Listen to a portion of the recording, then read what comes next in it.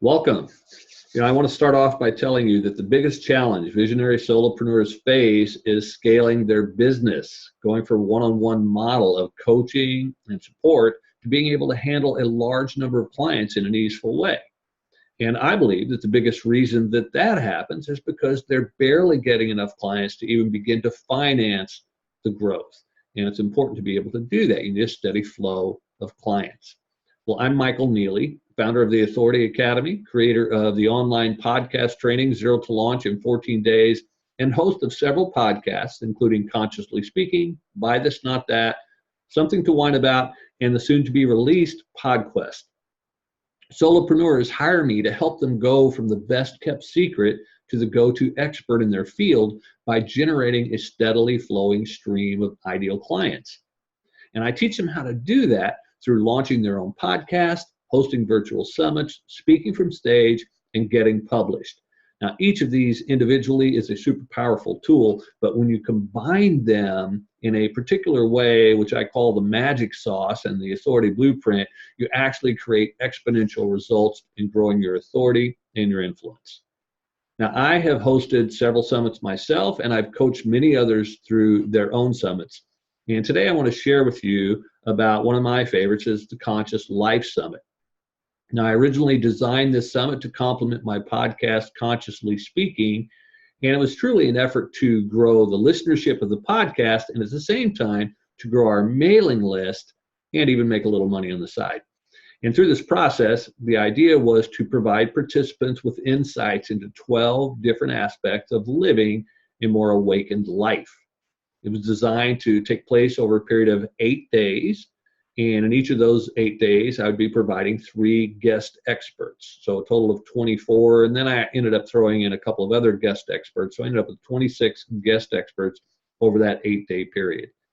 Now, the summit was delivered initially free to the public. Recordings were made available for a period of 48 hours before being taken down. I know that not everybody does this with their summit, but if you offer the VIP upgrade, which I did, you could get lifetime access along with a variety of valuable bonuses, and those were available ranging from $47 to $197 as the VIP upgrade price. Now, this series was recorded as audio only, and as a podcaster, I'm a big fan of audio only. One of the challenges that I found around doing a video summit is that frequently, even though you may have good lighting and good setting and sound and everything else, your guests might not have as good of a setup, and therefore it can kind of diminish a little bit of the quality of your summit. So my recommendation, especially if you're just starting out, is do an audio-only summit. It works totally fine. And as I said, so I recorded it as audio only, and the whole summit was directed toward an audience of spiritual seekers. People who are meditation practitioners or yoga practitioners, or those who simply wanted to live a more mindful life. Now, I want to break down a look at my email sequencing, which of course this summit is all about, your summit scripts. And in looking at my email copy, you'll probably find that I try to keep things pretty simple. The reason for this is partially because one of the things that I see many summit hosts doing wrong is overselling. Once someone is opted in, you don't need to use a lot of copy to do anything other than explain logistics and make sure they're taken care of. And by that, I mean, how do they get access to the recordings? Remind them of stuff, that when things are available, remind them about the free offers and the bonuses and stuff.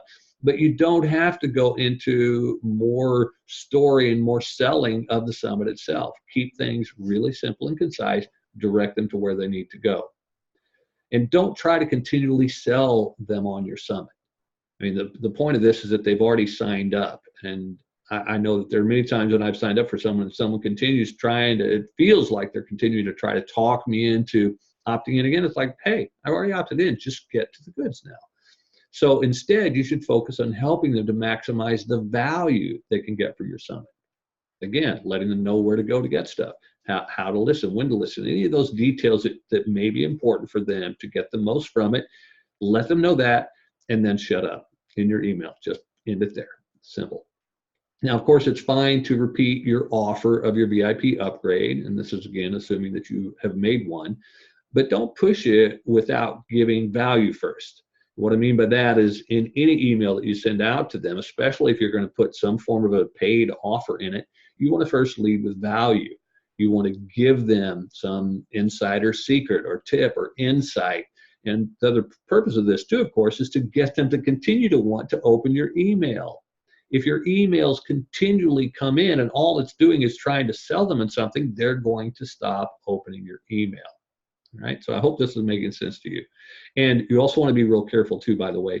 Avoid trying to sell the upgrade to those who've already purchased. Now, hopefully you've got a CRM, your customer relationship management software. If you're on the lower scale of these, you might be using something like MailChimp or Aweber. If you're on the higher end, you might be using Infusionsoft, Entreport.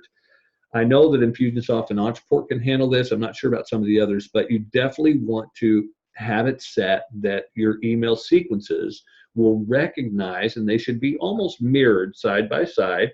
You've got one email sequence that is going to send to the people who have not purchased your VIP upgrade, and another one that will send to the people who have. And the only difference in those emails is whether or not you're offering the upgrade. And so in the email that is going out to people who have already purchased the VIP upgrade, there will be no mention of, hey, have you bought yet? You don't want to keep trying to hound that home to someone who's already bought. It makes it feel like you're not paying attention to who the recipient of that email is. I already bought from you. Why do you keep asking me to buy from you? You know what I'm saying? So be sure to pay close attention to that and separate those out if your CRM can handle it. Now, I also want you to keep in mind with your email sequences that people will be signing up at different times. Now, this is super important to consider if you have, let's say, 8 emails that are designed to take people from their initial opt-in to the first day of your summit. And as an example, let's say that, again, that you use a 2-week gap between the first day that you open registration and the first day of your summit. And by the way, I recommend a 2-week gap. I don't recommend it be any longer. There may be other coaches out there who will tell you differently. My suggestion is 2 weeks.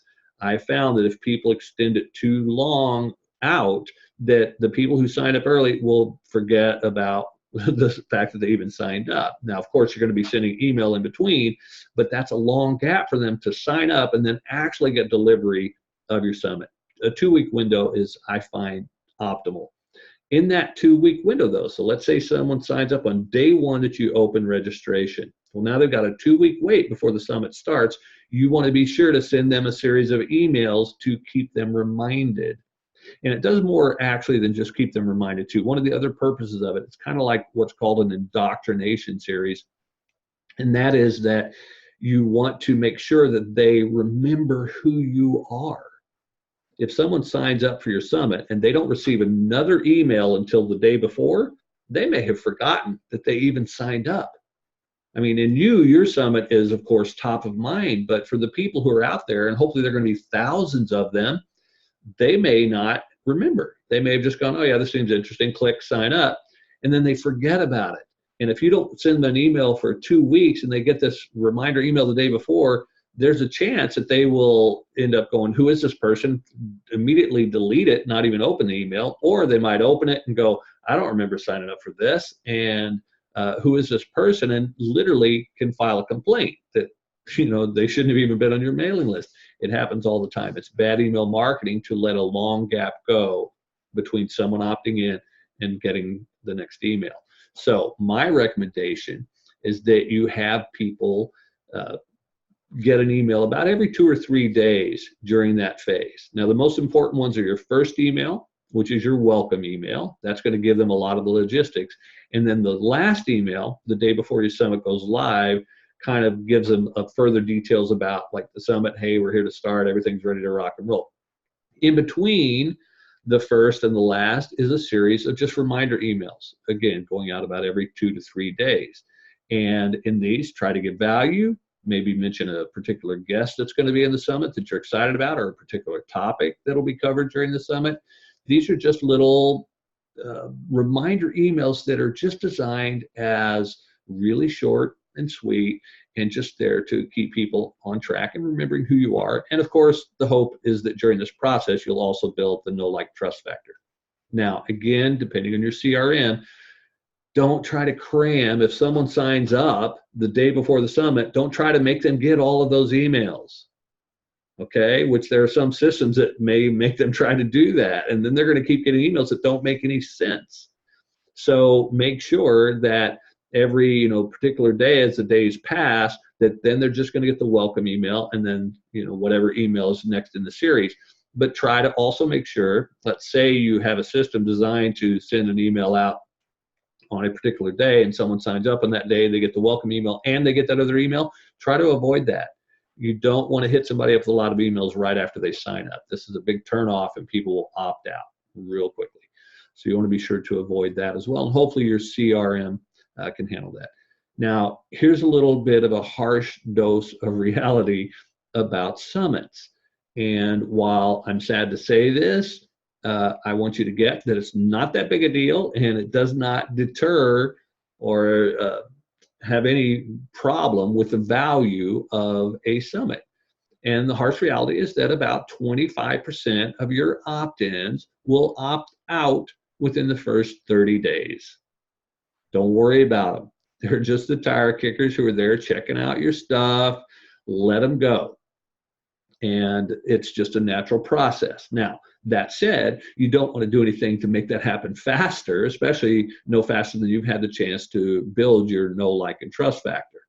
And the quickest way to screw that up is by sending them too many emails. I have signed up for summits as a participant where I've gotten 3 and 4 emails a day, and I immediately opt out. I don't want that many emails coming in. I know, give your participants credit for some wisdom that once they've gotten an email from you with the links, they know where to go. They don't have to get 4 or 5 emails reminding them. They don't have to get an email reminder like if you're doing, and this is probably one of the worst things to do, if you're doing 4 guests through the course of a day, don't send a single email for every single guest. Send one email in the morning that documents who's coming up, who is in your lineup for that day, and then let it go.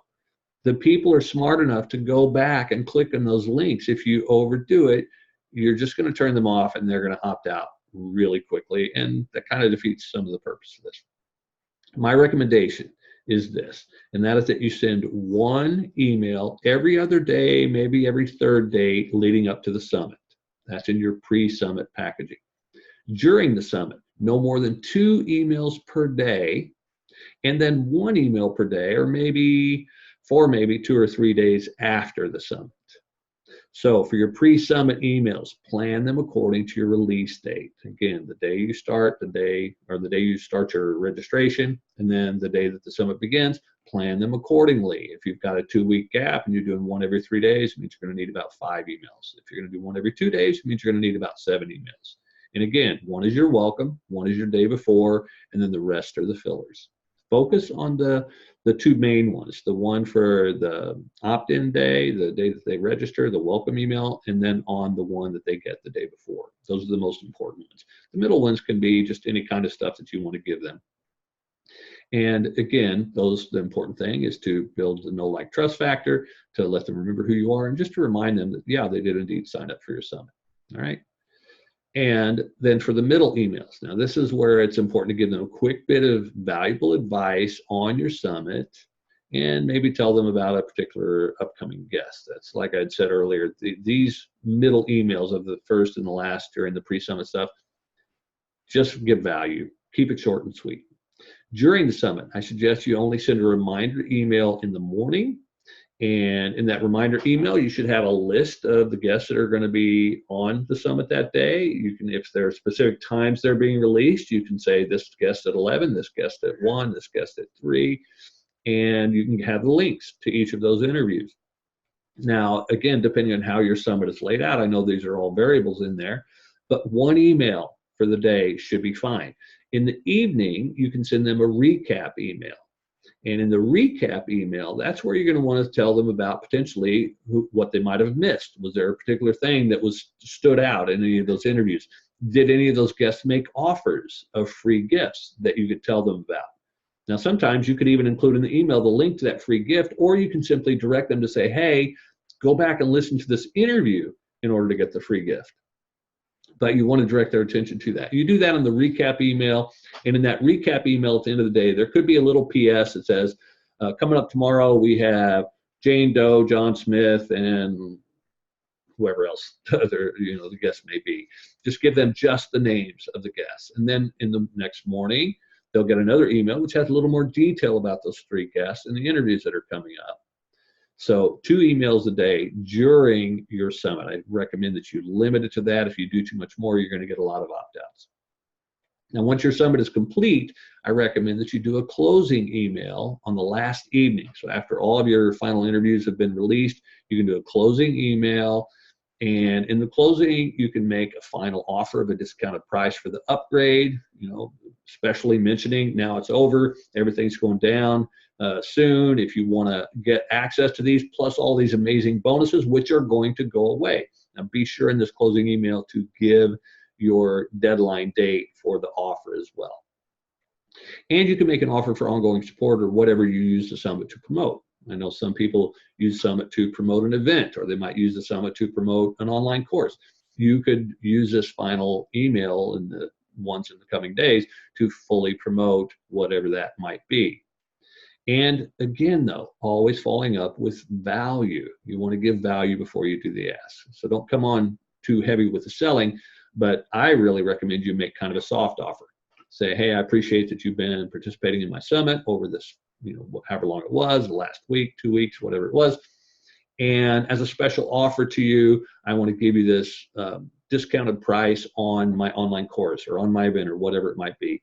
Just make it like that, kind of like a passing offer. You don't have to hard sell on it. Keeping in mind that if you get them to click, you might even just in that email just say, if you're interested in learning more about working with me further, click this link. Then the link can tell them what the offer is. I hope this is making sense, sticking back to what I talked about with objectives earlier. Now, there are a couple of other emails that I want to talk about, and you'll see in my sample scripts as well. One is the VIP upgrade purchaser email. And this link is a thank you for the purchase email, which I'm sure you're familiar with doing thank you pages. But the difference is that this one is super important for you to go into the details about how they're going to get access to everything, how they're going to get access to the recordings to own them, how they're going to get access to the bonuses that you provided. You want to be sure that this thank you email upon that purchase delivers the goods. Otherwise, you're going to get a lot of refunds. And the worst thing that can happen is somebody, clicks and they go, oh, I bought this and now I don't know how to get all my stuff. And maybe it's even just a mistake on their part, or maybe that email didn't explain it well enough, and so they got lost, and all of a sudden they're going to be asking for their money back. And you don't want to do that. Now, finally, there is the latecomer email. And this is for folks who attempt to opt in for the summit after it's over. And trust me, you're going to have those. And in my case, what I did, and I've got the email in here to go along with that, is I made these people an offer to purchase the recordings at the VIP upgrade pricing that I offered for people at the very beginning of the summit. It's the greatest discount on the summit pricing. And I put a limited time on it as well. So you want to, maybe have a timer in that email. It's whether you want to give them 2 days to decide or whatever amount of time that is, or maybe a set date and time, and say, this is what you can get it for. Click on this link to go. And then you'll get the bonuses too, along with the recordings. And so in that particular email for the latecomers, you're going to want it to direct them to potentially to your sales page so that they can actually learn more about what those bonuses are and take you up on the stuff. Remember, the purpose of the email is to get them to click on the link. Don't fully try to sell them in that email. You don't have to tell them about all the bonuses. You want to just get them excited enough to click on the link. Now, with the virtual summit software, of course, you could also set your summit up to be evergreen, and then these latecomers can sign up and go through the summit just as though they had signed up on day one. So that's totally up to you if you decide to use that part of service. Now, I want to end with my biggest advice for writing your email copy, and that is to set an objective and stick to just that objective. What this means, as an example, your subject line. It's got only one job and one job only, and that's to get people to open the email. That's all the subject line is designed to do, get them to open the email. Once they've opened the email, your email copy has one job and one job only, and that's to get them to click on a link. Don't try to sell in your email copy, okay? Don't even try to get them to opt in yet. You just want to get them to take a look at further details about the summit. You just want to get them to click on the link. So do what you can to say, hey, go here to check it out, not go here and sign up or go here and buy. Go here and check it out. Go here to learn more. That's a lot easier for someone to commit to. It's what we call a soft commitment, but that's the only thing they can do right now in the email anyway. Get them to your sales page, all right, or your registration page. And if you try to sell them too early in that, you're going to lose a lot of your potential conversions. And so focus on getting them to click on the links. Then once they've clicked on the link, they end up at your registration page. That job there now is to get them to opt in, not to get them to buy the VIP upgrade. I've seen this mistake many times where the host is already trying to sell them into the upgrade before they've even opted in for the summit. Get the free opt-ins first. Just focus on getting them to opt in. Give them the value of what the summit's going to be, and it's free. Then they opt in. Now that thank you page, that's where you're going to offer the VIP upgrade. And you can have a video there. You can have some other, talk about all the bonuses, everything else. Just remember, keep in mind, everything has an objective, one objective only. So I find that when my clients stick to single objectives, that their copy gets much better. And of course, their conversion rate reflects it. So again, my name is Michael Neeley, and I want to wish you the best of luck with your summit and a huge success in whatever you undertake. Thanks for tuning in, and until next time, happy summiting.